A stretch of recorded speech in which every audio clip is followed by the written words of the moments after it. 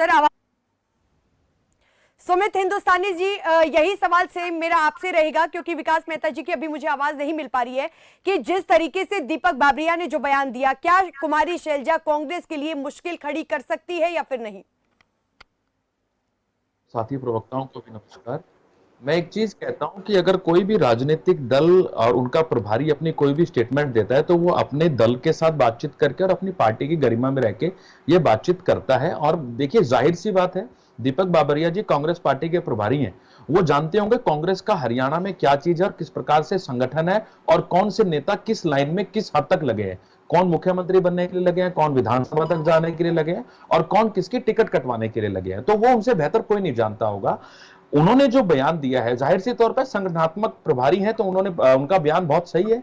जो देखिए, राजनीति के अंदर जो एक बार पहले से ही अगर कोई व्यक्ति किसी अपने मान लीजिए सांसद बना हुआ है तो वो अपनी संसदीयशिप छोड़ के दोबारा विधानसभा लड़ने आए तो वो कहीं ना कहीं लगता है कि आप किसी दूसरे का हक मार रहे हो। लेकिन बेगानी शादी में अब्दुल्ला दीवाना जैसा काम आज भारतीय जनता पार्टी कर रही है।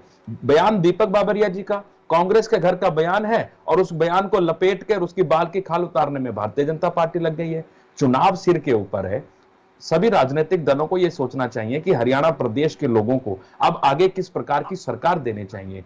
किरण जी, पिछले 10 साल से जिस राजनीतिक दल की हरियाणा प्रदेश के अंदर सरकार है, आज टीवी चैनल के माध्यम से भी आप लोगों ने देखा होगा, वरना सोशल मीडिया पे एक वीडियो चल रही है जिसमें नायाब मुख्यमंत्री जी जो घोषणा पे घोषणा कर रहे थे, आज पुंडरी के अंदर इतने तो पुलिस वाले थे, इतने पुंडरी के लोग भी नहीं थे। तो इससे साफ जाहिर होता है कि विदाई तय है भारतीय जनता पार्टी की। 1 अक्टूबर को यह कंफर्म्ड है।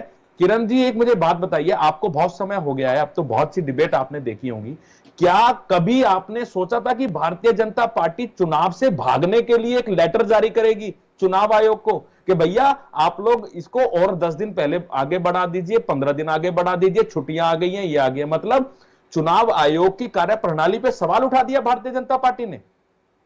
ये पहली बार ऐसा हुआ है। और आप एक बात मुझे किरण जी, एक चीज और मैं अपने भाजपा के प्रवक्ता जी से पूछना चाहता हूं। ये तो भैया एग्जाम है, एग्जाम की तैयारी जिनकी अच्छी है वो एग्जाम के लिए तैयार है और जिनकी एग्जाम की तैयारी अच्छी नहीं है वो एग्जाम से भाग रहे हैं। अब तय किनको करना है कि कौन एग्जाम देने जा रहा है और कौन एग्जाम देने नहीं जा रहा। सर, इस मुद्दे पर को बिश्नोई समाज का एक कार्यक्रम है, इस चीज को लेकर भारतीय जनता पार्टी और इनेलो दोनों पार्टियों ने मिलकर ही पत्र लिखा है। बिल्कुल बिल्कुल, देखिए ये बहुत अच्छी बात है। अगर 2 से 6 दिन के अंदर भारतीय जनता पार्टी अपनी तैयारी कर लेगी या फिर इनेलो अपनी तैयारी कर लेगी, नहीं किरण जी, जो तैयारी है वो तो रहेगी ही।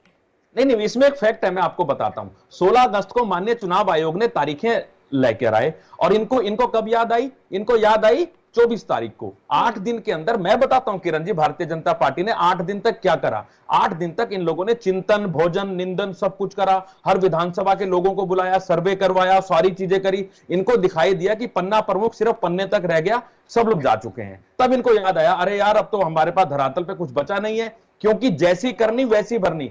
10 साल में आपने हर वर्ग के ऊपर लाठीचार्ज करा, आज जनता आपसे दूर हो गई है। तब इनको याद आया कि नहीं, अब 2 तारीख को महात्मा गांधी जी को भी याद कर लेते हैं, बिश्नोई समाज को भी याद कर लेते हैं, छुट्टी भी याद कर लेते हैं। अरे चुनाव आयोग तो छुट्टी स्पेशल करता है कि जिस दिन छुट्टी होगी उस दिन वोटें ज्यादा होंगी, और भाजपा कह रही है कि नहीं वोट ज्यादा, छुट्टी कर दी है इसलिए वोट कम पड़ेंगी। इनके तर्क ही अलग है।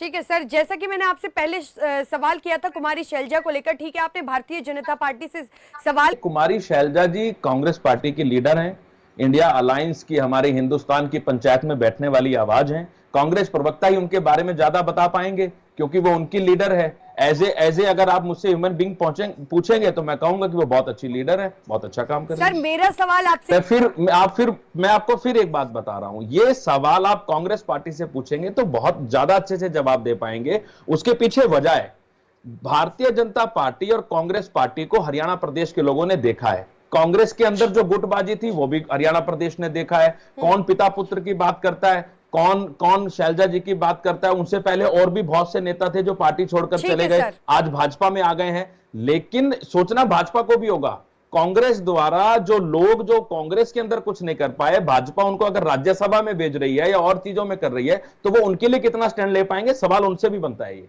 ठीक है, विकास में